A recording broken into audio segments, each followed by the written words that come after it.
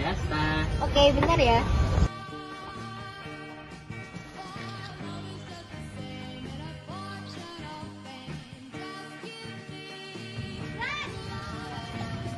Ini ya. Ini uangnya. Aduh. Kasih.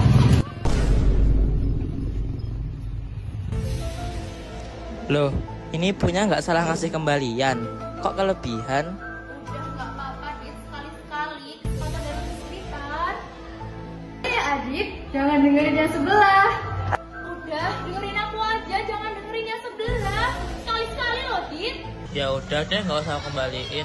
Keesokan harinya. Aduh, perut tuh kok sakit banget ya. Apa gara-gara es teh kemarin? Karoni dulu deh.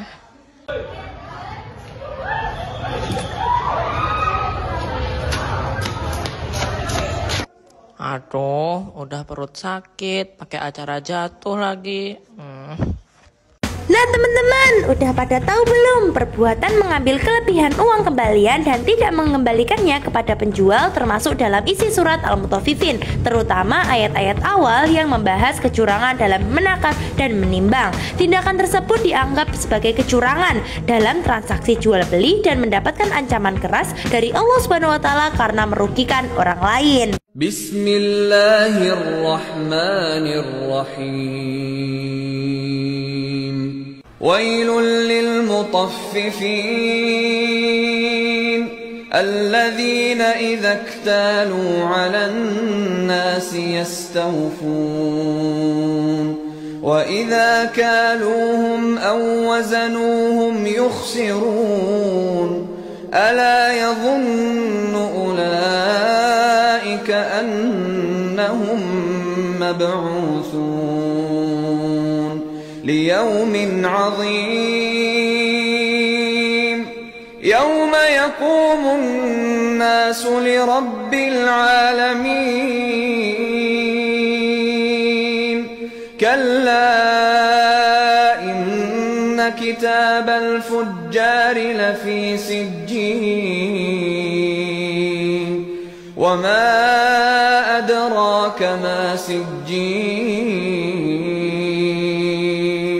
كتاب مرقوم ويل يومئذ للمكذبين الذين يكذبون بيوم الدين وما يكذب به إلا كل معتد أثيم إذا تتلى عليه آياتنا قال أساطير الأولين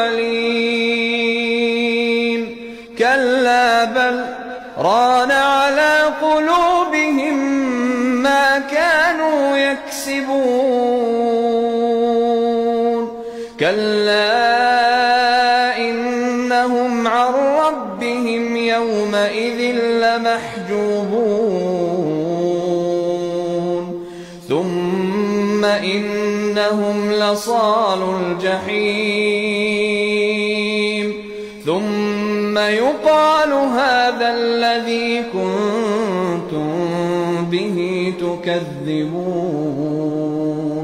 Penjelasan dan isi kandungan. Isi kandungan surat Al-Mutaffifin ayat 1-6. Allah Subhanahu wa taala memberi peringatan keras kepada mereka yang berbuat curang dalam timbangan dan takaran, terutama kepada penduduk Makkah dan Madinah pada waktu itu. Orang yang berlaku curang dalam menakar dan menimbang akan mendapatkan dosa besar serta menjadi penghuni neraka. Hal ini karena mereka telah memakan harta orang tanpa kerelaan pemiliknya. Allah Subhanahu wa taala melarang perbuatan demikian dalam Quran surat Al-Baqarah ayat 188 yang artinya, dan janganlah kamu makan harta di antara kamu dengan jalan yang batil. Takaran dan timbangan yang dimaksud dalam Quran surat Al-Mutaffifin adalah segala ukuran dan timbangan yang biasa dipakai dalam jual beli dan terkait pengurangan hak orang lain. Pada ayat keempat, Allah mengancam orang-orang yang berlaku batil dengan pertanyaan tentang hari kebangkitan. Mereka sama sekali tidak mengimani hari akhir dan tidak mengharapkan hari perhitungan. sebagaimana firman Allah Subhanahu wa taala di dalam Quran surat An-Naba ayat 27 yang artinya, sesungguhnya dahulu mereka tidak pernah mengharapkan perhitungan. Isi kandungan surat Al-Mutaffifin ayat 7-13. Pada ayat ke-7, Allah Subhanahu wa taala menegur perilaku orang-orang yang tidak mempercayai hari akhir bahwa segala perbuatan mereka harus dipertanggungjawabkan. Tidak ada satupun makhluk yang dapat menghindar dari persidangan dan hukuman Allah Subhanahu wa taala karena malaikat memiliki catatan amalnya. Buku catatan amal perbuatan orang-orang yang durhaka kepada Allah Subhanahu wa taala akan disimpan dalam sijin. Sijin adalah penjara yang abadi dengan azab yang menyakitkan. Ayat ke-12 dan ke-13 menegaskan kembali bahwa orang-orang yang mengingkari hari kiamat, termasuk di dalamnya orang-orang yang melampaui batas, mu'tad. Mereka tertutup hatinya, gemar mengerjakan hal yang diharamkan oleh Allah Subhanahu wa taala dan Rasul-Nya, serta seorang pendusta. Apabila ia mendengar firman-firman Allah, maka ia menuduhnya dengan prasangka buruk dan meyakininya sebagai dongeng buatan orang-orang terdahulu.